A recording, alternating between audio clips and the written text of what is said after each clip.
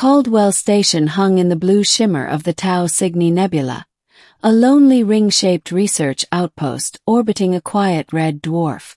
It wasn't the kind of place where anything dramatic was supposed to happen, unless you considered spreadsheets, atmospheric readings, or malfunctioning oxygen recyclers dramatic.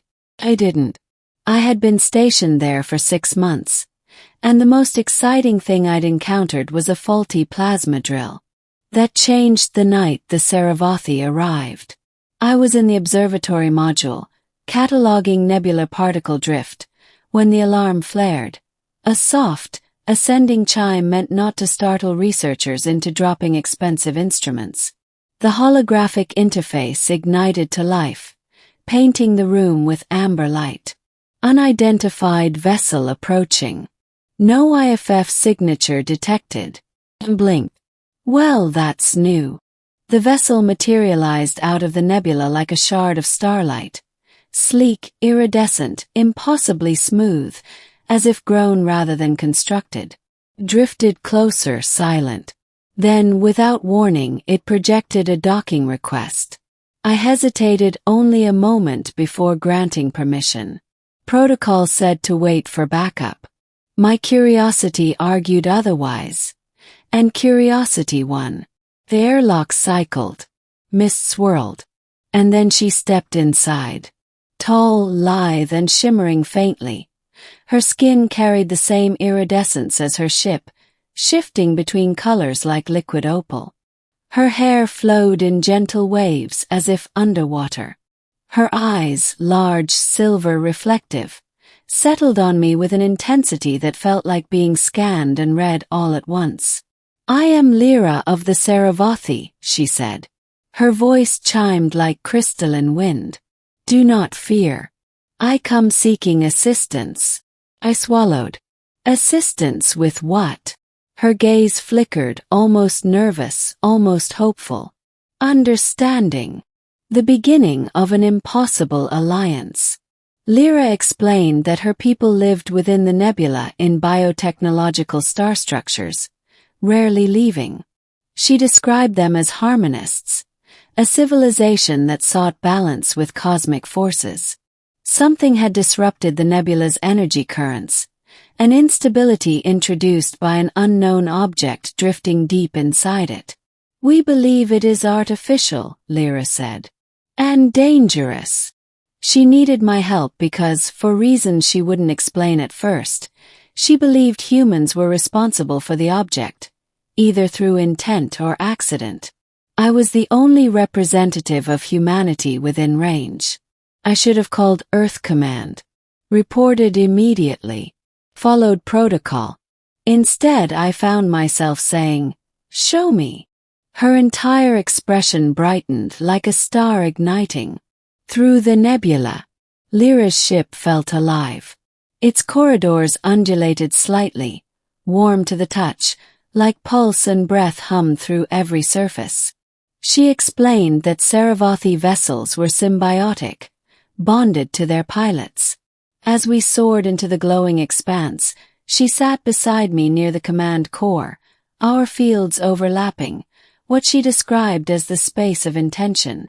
The nebula outside swirled with radiant blues, greens, and golds.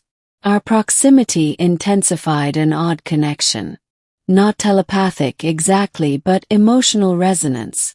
I could sense her curiosity, her uncertainty, her determination. She, in turn, reacted whenever my thoughts shifted strongly. At one point she glanced at me, silver eyes luminous. "You are loud," she said softly, almost teasing. "Loud. Your emotions. Your mind. So present. So unshielded." She tilted her head. "It is unfamiliar. But not unpleasant." I tried to think of something intelligent to say. Instead I blurted, "Thanks." Her laugh rippled through the cabin like music. The object. We reached the anomaly hours later. It floated in the heart of the nebula, a metallic spire rotating slowly, surrounded by unstable energy waves. Colors collapsed in on themselves around it, bending light in strange patterns. "That isn't human," I whispered. "No," Lyra agreed. "But it reacts to human signatures." That was why she'd come for me. As we approached, the waves intensified, pushing against the ship like a storm. Lyra gripped the organic control interfaces, eyes narrowing. "It senses you," she said. The beam of distorted energy lashed toward us. Before I could react, Lyra surged from her seat and reached for my hand. The ship responded to her urgency, cocooning us in layers of shimmering shielding. The impact rocked the vessel. I expected panic. Instead, Lyra leaned close, steady, focused, and whispered, "Do you want me now or later?"